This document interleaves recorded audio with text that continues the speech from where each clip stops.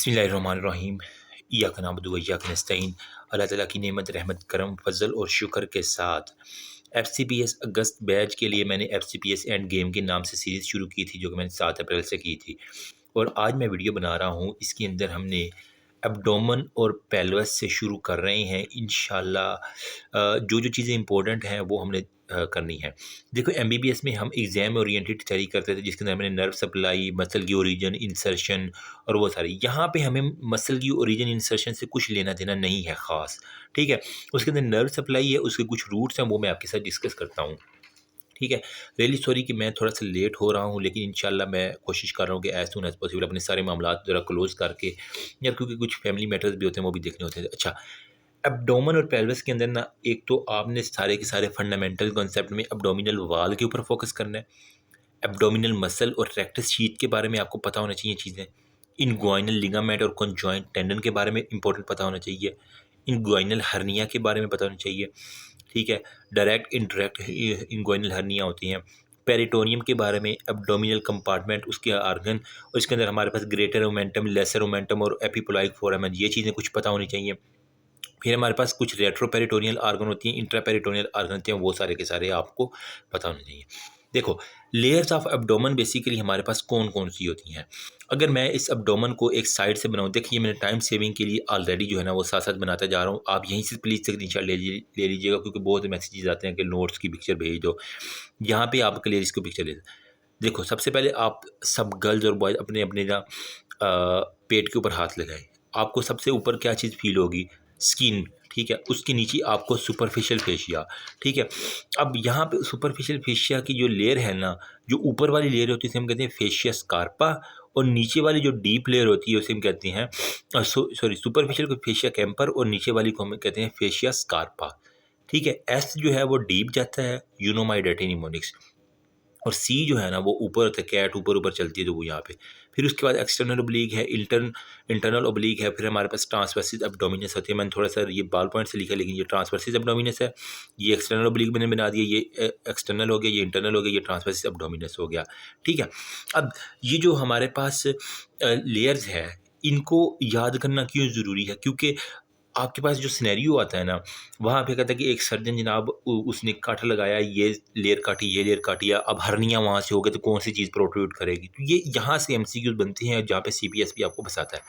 Skin, superficial layer, fascia camper जो कि fat layer होती है, फेशिया स्कार्पा जो हमारे पास मेम्ब्रेनस लेयर होती है, फिर मस्कुलर लेयर में एक्सटर्नल ओब्लीक, इंटरनल ओब्लीक और ट्रांसवर्सिस एब्डोमिनस होती है। फिर हमारे पास होती है फेशिया ट्रांसवर्सेलिस, मस्कुलर लेयर के बिल्कुल नीचे हमारे पास क्या होगी, यहाँ पे फेशिया ट्रांसवर्सेलिस। ये मैं इसको अगर ब्लैक से करूँ, ठीक है। अब ये क्या होता है बिटवीन ट्रांसवर्सिस एब्डोमिनस और पेरिटोनियम, ये अगर मैं इसको फेशिया ट्रांसवर्सेलिस कह देता हूँ, तो इसके बिल्कुल नीचे हमारे पास जो है ना वो पेरिटोनियम पड़ी होगी। तो ये हमारे पास हो जाएगी जी पेरिटोनियम, ये हमारे पास हो जाएगी एफटी फेशिया, ठीक है, ट्रांसवर्सेलिस, ठीक है। ये बेसिकली होती क्या है, लूज कनेक्टिव टिश्यू। अगर आपने अपेंडेक्टमी की हुई है ना अपनी हाउस जॉब के अंदर, तो आपको ये सारी लेयरें फिंगर टिप्स पे आती होंगी। फिर हमारे पास होती है जी एक्स्ट्रा पेरिटोनियल फैट। तो अगर मैं फैट को इससे बना दूं, ये यहाँ से, ठीक है, ये फैट इस तरह का जो है, इसको मैं बना दूं, ये हमारे पास जो है एक्स्ट्रा पेरिटोनियल फैट होता है, और उसके बिल्कुल नीचे हमारे पास क्या होती है जी पेरिटोनियम, ठीक है। मतलब फेशियल ट्रांसफर सेल्स के बिल्कुल नीचे यहाँ पे अगर मैं यहाँ पे कर दूँ, ठीक है, तो फैट यहाँ पे आ जाएगा, इसके नीचे हमारे पास पेरिटोनियम आ गया। तो पेरिटोनियम में हमारे पास दो लेयर होती है, पेराइटल और विसरल। जब आप पेट को खोलते हैं, ठीक है, तो उसकी गिर्द ना एक वो झिल्ली सी होती है, जिसे हम पेरिटोनियम कहते हैं। इन सिंपल वर्ड में बता रहा हूँ। जो आर्गन के साथ होती है वो विसरल होती है, जो आर्गन के ऊपर ऊपर होती है, मतलब बाहर बाहर होती है, वो हमारे पास पेराइटल होती है। तो पेराइटल बाहर वाली, विसरल अंदर वाली। तो ये अगर कंसेप्ट आपको पता है ना, तो इंशाल्लाह मसला नहीं होगा। अब फंक्शनल अब एब्डोमिनल मसल क्या होते हैं, खुद ही अपने दिमाग में करो। एक तो विसरा की प्रोटेक्शन है, ठीक है। अगर पेट ना होगा तो आपके सारे ऑर्गन बाहर पड़े होंगे। ब्रीथिंग में इंट्रा एब्डोमिनल प्रेशर, तो इससे रिलेटेड एमसी डेफिकेशन है। खवातीन, मोस्टली खवातीन की शादी हो गई, कुछ तो मैंने सुना प्रेग्नेंट भी हो चुकी हैं। बेटा, जब आपकी लेबर पेन स्टार्ट होगी तो आपका जो है ना एब्डोमेन ही काम आता है आपका।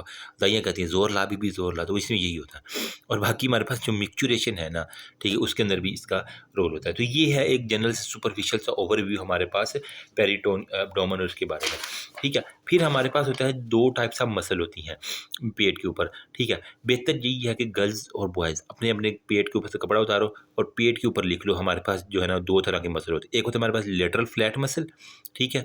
और एक हमारे पास होते हैं एंटीरियर वर्टिकल मसल। वर्टिकल क्या होता है? ऊपर से नीचे ही आते हैं, ठीक है? और लेटरल फ्लैट मसल दाएँ-बाएँ से आते हैं, ठीक है? तो 2 तरह के हैं। तो अपने पेट के ऊपर ही अगर आप बना लो, तो ये सपोज़ करें मेरा पेट है, तो मैं अपने पेट के ऊपर यूँ बनाऊँगा, ठीक है? ये हमारे पास वर्टिकल, एंटीरियर वर्टिकल और जहाँ पे बाकी साइडों पे ये लेटरल फ्लैट मसल आ जाएगी। तो इस तरह आपका एब्डोमेन अगर आप देखें इसका स्ट्रक्चर, तो मैंने यार असल में मेरे पास ना बीडी चौरासिया जो है पता नहीं कहाँ खो गई। तो यार अगर मेरा ना कैमरा फ़ोकस कर सके ना तो मैं आपको दिखा दूँ ये, 1 मिनट। ये इस पिक्चर में देखो, transversus abdominis, internal oblique, external. बाहर सबसे पहले एक्सटर्नल ओब्लिक की ये डायरेक्शन लाजमी देखनी है क्योंकि इसी के ऊपर आपके एमसीक्यूज। एक्सटर्नल ओब्लिक की डायरेक्शन देख लो, इंटरनल ओब्लिक की देख लो, नीचे से ऊपर, ठीक है? अपवर्ड मीडियली ये देखो, ये अब ये इनकी डायरेक्शन ये है, इंटरनल ओब्लिक की ये है, ट्रांसवर्स मतलब बिल्कुल सीधे ये है, ठीक है? तो ये लेटरल फ्लैट मसल हो गए। बाकी ये देखो लीनिया एल्बा, ये आपको जो सफ़ेद रंग की एपोन्यूरोटिक शीट दरमियान में, रेक्टस एब्डोमिनस, ये जो सिक्स पैक्स आप बनाते हैं इसको हम रेक्टस एब्डोमिनस कहते हैं, ठीक है? और पैरामिडालिस एक मसल होता है, ये भी हमारे पास जो है ना वर्टिकल मसल के अंदर आ जाता है, ठीक है? तो रेक्टस एब्डोमिनस और पैरामिडालिस देखो ऊपर से नीचे आ रहे हैं ना, पैरामिडालिस और रेक्टस एब्डोमिनस ये दोनों ऊपर से नीचे आ रहे हैं। बाकी हमारे पास लेटरल फ्लैट में एक्सटर्नल ओब्लिक, इंटरनल ओब्लिक और ट्रांसवर्स मतलब लेटरल साइड में है और फ्लैट मसल है, ठीक है? तो थोड़े तिरछे हैं, लेटरल साइड से आ रहे हो तो इस वजह से हमारे पास ये होता है, ठीक है? अब हमारे पास जो है ना बेसिकली इनकी नर्व सप्लाई के ऊपर क्वेश्चन आया करते हैं। तो हमारे पास जो नर्व सप्लाई है ना, वो हमारे पास देखो स्पाइनल कार्ड में हमारे पास क्या रीजन, सर्वाइकल होती है, थोरेसिक होती है, लंबर होती है, हमारे पास सैक्रोकोक्सिकल वगैरह होती है। हमारा कंसर्न है सर्वाइकल बेसिकली क्या करती है, अपर लिम्ब को करती है, लंबर जो है वो लोअर लिम्ब को करती है, दरमियान में बची कौन सा, छाती वाली थोरेसिक। तो थोरेसिक में हमारे पास भी कितनी वर्टिब्री होते हैं, T1 से T12। तो हमारे पास जो लोअर 6 हैं, T6 से T12 तक है, T7 कर लो या T6 से T12 कर लो, ठीक है? तो लोअर 6 जो थोरेसिक नर्व है ना, ठीक है? वो बेसिकली हमारे पास एब्डोमिनल मसल को हमारे पास उसने सप्लाई करनी है, ठीक है?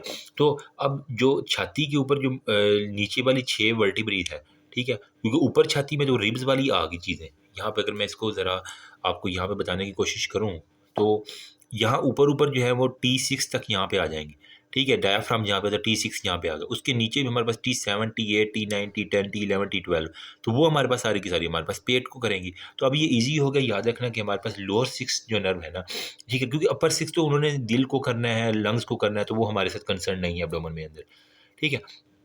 फिर एक जगह और लिखा होगा L1 भी जो है ना कहीं कहार, लंबर की L1, ठीक है? वो भी कहीं कहार एक आध सप्लाई जो है ना रिश्तेदार के होने के नाते यूँ समझ लो, ठीक है?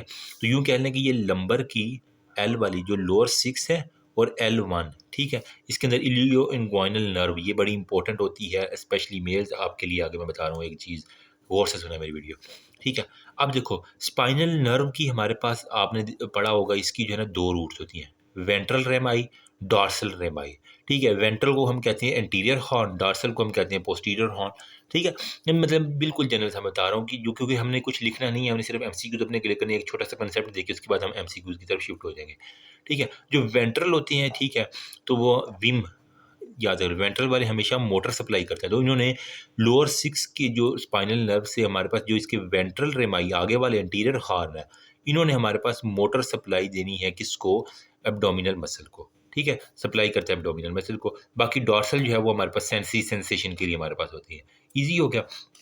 तो अब आपके पास जो सीपीएसपी एमसीक्यूज़ देता है वो इस तरह बना के देता है, मैं ज़रा एक खाका तैयार कर रहा हूँ।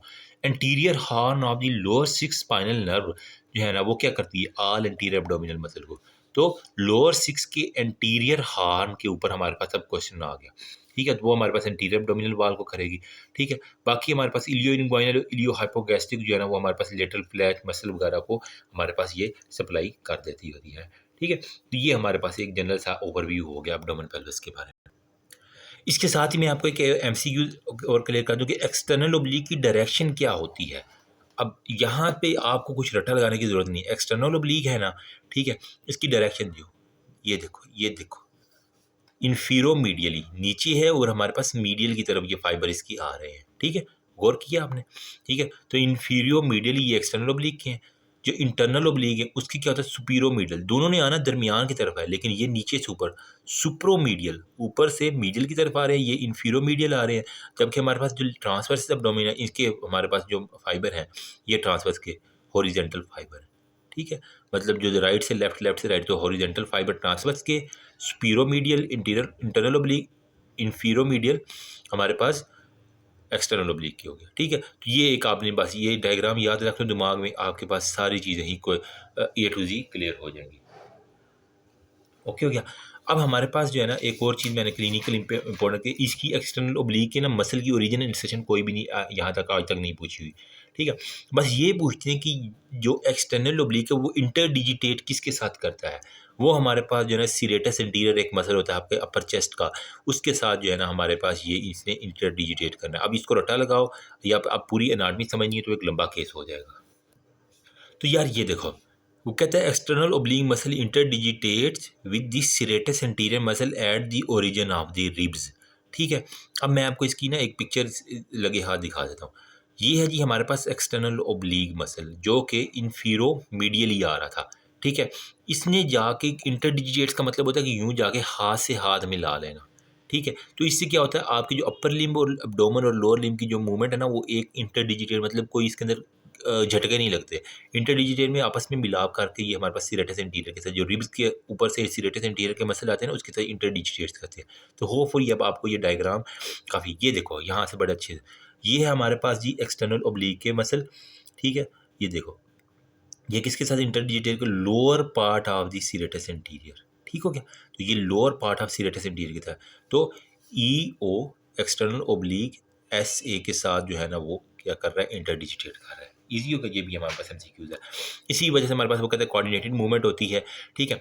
अब ये जो मसल है ना आपने एक फर्स्ट ईयर एमबीबीएस में मुझे अभी भी याद है हमारे प्रॉफ में बड़ा इंपॉर्टेंट आता है कि लंबर ट्राइएंगल क्या होती है, ठीक है। एक ट्राइएंगल बैक के ऊपर बनती है जिसे हम कहते हैं लंबर ट्राइएंगल, उसकी बाउंड्रीज पूछी जाती थी, ठीक है। और उसके ऊपर बहुत ज़्यादा ये कहते हैं ना पास्ट पेपर का इंपॉर्टेंट क्वेश्चन है। तो ये भी मैं आपको अब इसको लंबर ट्राइएंगल को जो है ना इसको हम कहते हैं लंबर ट्राइएंगल ऑफ पेटिट, ठीक है। इसकी थोड़ी सी बाउंड्रीज हम देख लेते हैं ये, क्योंकि यार मेरे पास अभी BD-84 नहीं है तो मैं यहाँ से आपको, ठीक है, दो ट्राइएंगल्स हमारे पास बनती हैं, ठीक है। हमने कंसर्न करना है लंबर ट्राइएंगल के साथ। तो उसको समझने से पहले ये डायग्राम अपने अपने बैक के ऊपर जाएं, ठीक है। जो लोग हैं कपल लोग वो तो अपने पार्टनर की चलो बैक के ऊपर जाके इस लंबर ट्रायंगल को लाजमी ड्रा कर लेना, ठीक है। ये मेरा तरीका है कि यार इससे आपको ना बड़ा अच्छा याद होता है। लेटिस्मस डॉर्साई का ये मसल आ रहे हैं, ठीक है। ये हमारे पास एक्सटर्नल ओब्लिक है और ये हमारे पास जो हड्डी है आपकी इलिक क्रस्ट जिसे हम कहते हैं, ठीक है। ऑर्थोपेडिक में इसका बड़ा रोल है। अगर आप एनेस्थीसिया कर रहे हैं तो इलिक क्रस्ट का बड़ा रोल है, यहाँ पे करके आप स्पाइनल लगाते हैं तो यहाँ से याद कर लो, ठीक है। नीचे से हमारे पास आ रही है इलिक क्रस्ट हड्डी, ठीक है, इलिक क्रस्ट, ठीक है। ऊपर से नीचे जो है ना वो हमारे पास आ रहे हैं हमारे पास लेटिस्मस डार्स है जो बैक का मसल है, और यहाँ से हमारे पास जो इन्फीरोमीडियली मसल थे वो हमारे पास कौन सी आ रहे थे एक्सटर्नल ओब्लिक के। तो ये मिलके यहाँ पे एक ना एक ट्राइएंगल सी बन जाती है, ठीक है। इसको हम कहते हैं लंबर ट्राइएंगल या पैटेड, इसकी बाउंड्रीज पूछी जाती हैं, ठीक है। अब देखो ये बेसिकली है क्या, पोटेंशियल साइट है हमारे पास हर्निया का और इम्पोर्टेंट है सर्जरीज के लिए यहाँ पे, क्योंकि कोई इंपॉर्टेंट स्ट्रक्चर नहीं पड़ा हुआ तो यहाँ से हम इस ट्रायंगल को पहले निकालते हैं और यहाँ पे जाके हम इसको जो है ना वो कोई भी प्रोसीजर करना है जो हमारे पास। तो एक्सटर्नल ओब्लिक देखो आगे से पीछे, अब ये पीछे आ रहा है तो एक्सटर्नल ओब्लिक की पोस्टीरियर बाउंड्री बना रही है। तो posterior boundary of external oblique muscle जो है ना, ठीक है, posterior border of the external, ये पोस्टीरियर ही होगा, एंटीरियर तो आगे पेट के आगे ही तरफ होगा। तो posterior border of external oblique, ठीक है, इसकी मसल बना देती है, ठीक है। जबकि anterior border of latissimus Darcy, ये एंटीरियर है लेटिस्मस डार्सी का, जितना बैक के ऊपर जाएगा ये पोस्टीरियर बॉर्डर है। तो हमारे पास कौन सा इसको बॉर्डर टच कर रहा है, anterior border of latissimus dorsi, posterior border of external oblique और नीचे से हमारे पास इलिक क्रेस्ट। तो ये मिलके हमारे पास बाउंड्रीज बनाते हैं। तो ये एक इंपॉर्टेंट स्ट्रक्चर था जो कि मैंने आपको बता रहा था, ठीक है। अब यहाँ पे जो है ना वो नंबर एक और थर्ड बात पे वो लीनिया एल्बा की करता है। तो लीनिया एल्बा को याद करने का बेहतरीन तरीका क्या है, आपके पेट है इसके ऊपर जो सिक्स पैक बन रहे हैं ना उनको जो डिवाइड करती है एक एपोन्यूरोटिक शीथ, ठीक है, flat sheet of tendon of muscle, ठीक है, उसे हम कहते हैं लीनिया एल्बा। ठीक है, तो हमारे पास यूँ कह लें कि इसकी दोनों तरफ जो दरमियान में ये हमारे पास लीनिया एल्बा होता है, इसकी दोनों तरफ जो है हमारे पास रेक्टस एब्डोमिनस जो मसल है ना, वो हमारे पास लाई करते हैं। अगर मैं इसकी ना एक बड़ी अच्छी पिक्चर मैं आपको दिखा देता हूँ। ये देखो, ये है हमारे पास रेक्टस एब्डोमिनस मसल, जो ऊपर से हमने कहा था कि वर्टिकल फ्लैट मसल होते हैं। इनके दरमियान में ये जो आपको न्यूरोटिक शीट आ रही है, यहाँ पे उसने मज़ीद खोल के बना दिया सफ़ेद रंग की, इसे हम कहते हैं लीनिया एल्बा। तो इसने क्या किया है, डिवाइड किया है राइट साइड में और लेफ्ट साइड में, किसको, रेक्टस जो एब्डोमिनस मसल है ना, ठीक है, उसको उसने हमारे पास डिवाइड कर दिया। तो बेसिकली ये है, ये अगर हम इसकी डेफिनेशन देखें तो ये हमारे पास strong fibrous mid line structure separating the two rectus abdominis muscle.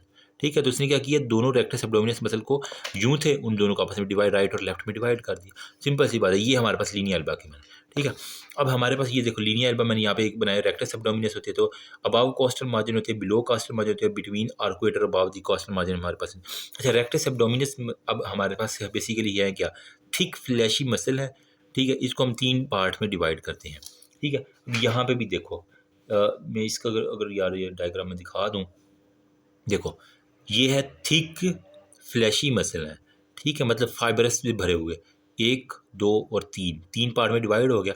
तो अब ये भी, इसके ऊपर भी क्वेश्चन होता है कि अबाव आर्कुएट है। देखो, एक हमारे पास होता है अबाव दी अम्बलाइकस, ठीक है, एक होता है अबाव कॉस्टल मार्जिन, फिर between arcuate line and above coastal margin और बिलो दी आर्कुएट लाइन। ठीक है, यहाँ पे हमारे पास है अम्बलाइकस। एक मिनट, इन सिंपल वर्ड अगर मैं बताऊँ ना, तो रेक्टस एब्डोमिनस जो मसल है ना, इसको एक यूँ कह लें कि एक ना शीथ ने कवर किया हुआ है। ठीक है, अब मैं पूरा कंसेप्ट देता हूँ आपको ताकि इजीली कर। ठीक है, तो आपको यहाँ पे ना रेक्टस शीथ के बारे में जो है ना हमारे पास पता होना चाहिए। यूँ कह लेंगे ये हमारे पास एक एपोन्यूरोटिक शीट है। ठीक है, एपोन्यूरोटिक शीट है, जिसने हमारे पास जो कि मिल के बनी होती है एक्सटर्नल, इंटरनल और हमारे पास ट्रांसवर्स को हमारे पास जो है ना मसल है।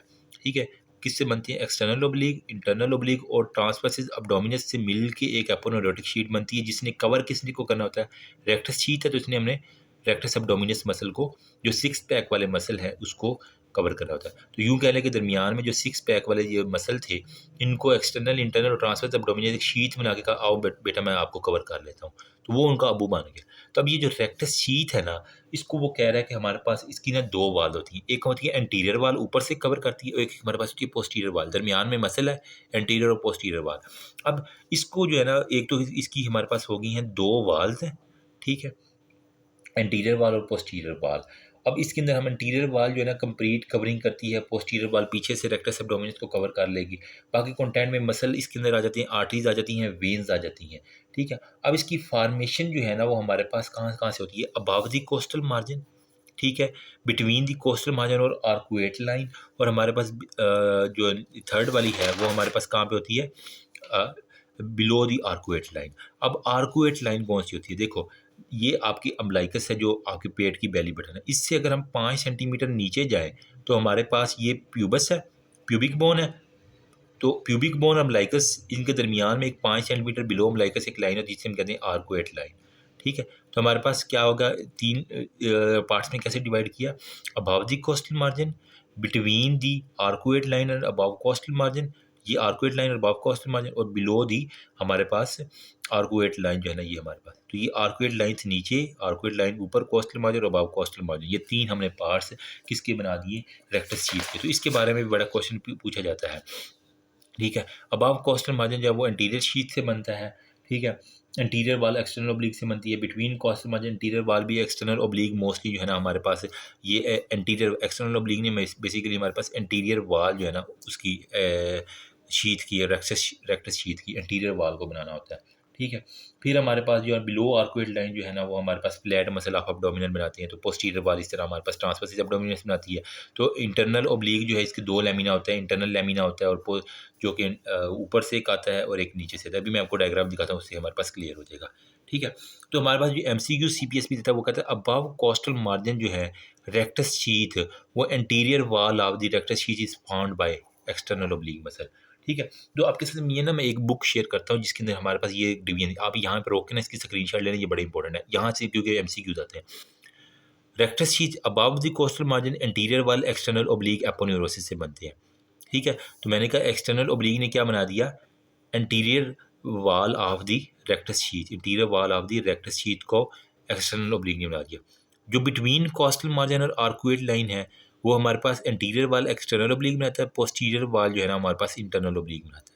तो हमारे पास जो इंटीरियर वाल है वो एक्सटर्नल ओब्लिक बना देता है, पोस्टीरियर पीछे से जो है ना वो हमारे पास इंटरनल ओब्लिक बना देगा, ठीक है। बाकी जो बिलो आर्कुएट लाइन है वो aponeurotic of the all three flat muscle जो है ना हमारे पास वो बनती है एपोन्यूरोटिक, जब ट्रांसवर्सिस और इंटरनल ओब्लिक फ्यूज होती है और एक्सटर्नल ओब्लिक रिमेन सेपरेट होता है। तो पोस्टीरियर जो है ना बेसिकली डेफिशिएंट होता है, तो rectus muscle rest on the fascia transversalis, ठीक है।